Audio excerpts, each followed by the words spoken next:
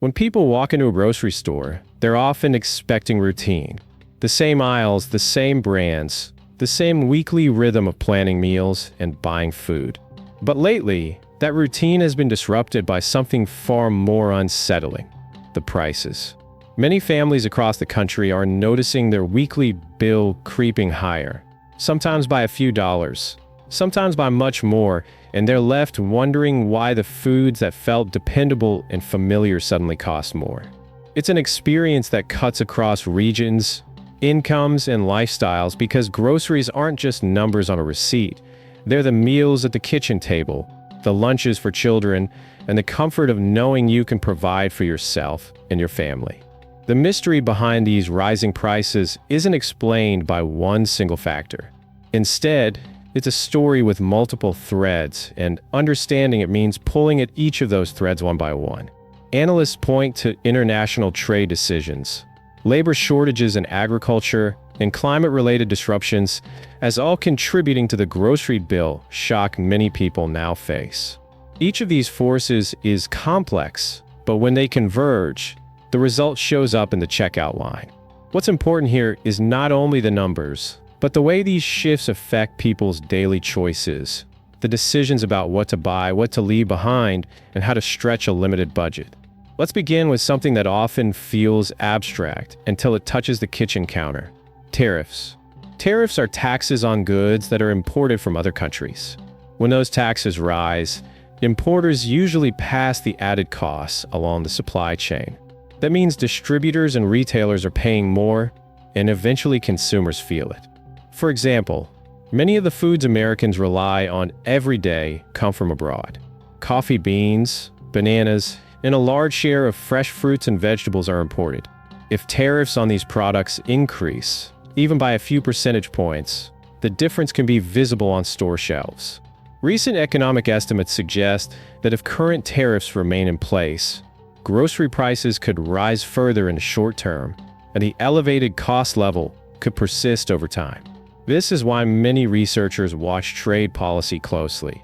Not because the term tariff is exciting, but because its effects quietly ripple through something as ordinary and essential as a morning cup of coffee. Speaking of coffee, the numbers there have been especially striking. In a single recent month, the price of coffee in the consumer index jumped by more than 3%, the largest monthly increase in well over a decade. Over the course of a year, the increase has been near record levels. Coffee imports largely come from Brazil, and when tariffs on Brazilian products rose, the effect on price became almost immediate. For people who start their day with coffee, this isn't just a statistic, it's a direct hit to a daily ritual. It creates a small but powerful moment of awareness that the world's policies and markets are shaping something as simple as what's in your mug. Produce tells a similar story. The United States imports around 60% of its fresh fruit and nearly 40% of its fresh vegetables. That dependence means that any change in trade costs or disruptions in supply quickly find their way to grocery stores. Apples, lettuce, bananas, tomatoes, all of them have shown recent price increases in official reports. Tomatoes in particular saw a significant jump after a decades-old trade agreement expired, which meant new tariffs of more than 10% came into effect on imports from Mexico, a major source of America's fresh tomatoes. Again, the economic mechanism is straightforward, but the impact is deeply personal. Families find themselves deciding whether to skip tomatoes for salads or sandwiches, not because they don't want them, but because the price no longer fits their budget. Trade is only one piece of the puzzle. Another is labor. Agricultural production in the United States is heavily dependent on manual work, especially when it comes to fruits and vegetables that can't easily be harvested by machines. For decades, much of this work has been done by immigrant laborers, many of whom lack full legal status. Government statistics suggest that more than 40% of farm workers in the U.S. fall into this category. Recent enforcement actions, including workplace checks and deportations, have reduced the number of available workers. Since the beginning of the year, more than 1 million foreign-born workers have left the labor force, and agricultural employment specifically has dropped by more than 6% in just a few months. That means fewer hands to harvest crops, leading to unpicked produce in the fields, and higher wages demanded for the labor that remains. Economists who study the food supply chain warn that this reduction in the workforce not only raises current prices, but discourages future investment. Why plant a new orchard or build a greenhouse if you aren't confident you'll have the workers to harvest the crop? For growers, uncertainty about labor becomes uncertainty about expansion, and that uncertainty ripples forward into the food supply and into future prices. Labor shortages and tariffs aren't the only pressures. Climate change, in the form of extreme weather, is also shaping food costs. In Florida, increasingly severe hurricanes have battered orange groves, cutting supply and raising prices. In Brazil, prolonged droughts have damaged crops from oranges to coffee.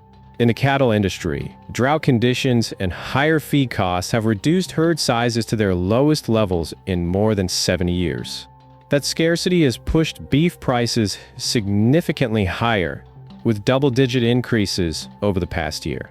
These aren't just short-term disruptions. They're part of longer-term patterns that make supply less predictable and prices more volatile.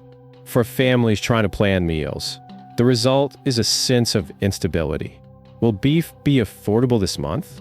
Will orange juice return to normal next year? These questions don't have easy answers because the underlying weather risks are persistent. All of these pressures combine in ways that hit some groups of people harder than others. Low-income and middle-income households feel the increases most acutely because groceries take up a larger share of their monthly budget. Surveys show that more than half of Americans count grocery costs as a major source of stress. The response has been visible in shopping patterns. Many households are switching to private label or store brands, which tend to be cheaper. They're buying smaller package sizes, making more frequent but lower-cost shopping trips, and cutting back on extras like snacks or desserts. Eating out at restaurants is becoming less frequent for some families, who now choose to cook more meals at home to save money. At the same time, wealthier households are still able to purchase premium products, creating a two-tier shopping environment where some shoppers continue to splurge while others scale back. Retailers have noticed the divide and are adjusting their strategies. One of the largest grocery chains recently decided to bring back paper coupons after having moved away from them. The reason wasn't nostalgia, but accessibility. Some shoppers, especially older ones, or those without smartphones, felt left behind by digital-only discounts. The return of paper coupons reflects a recognition that many people are actively hunting for any savings they can find. Promotions and discounts are not just marketing tactics in this environment. They're lifelines for households trying to stretch each dollar. Government policy debates add another layer of uncertainty. Proposals to reduce benefits in the Supplemental Nutrition Assistance Program, widely known as SNAP or food stamps, would affect millions of people. Analysts estimate that such changes could cause around 4 million households each month to lose some or all of their benefits. For families already struggling with higher grocery prices, that reduction in assistance could compound the difficulty, making food insecurity a more pressing issue. It also highlights how interconnected these issues are. When prices rise and support shrinks at the same time, the result is more stress at the kitchen table and harder choices about what food to buy.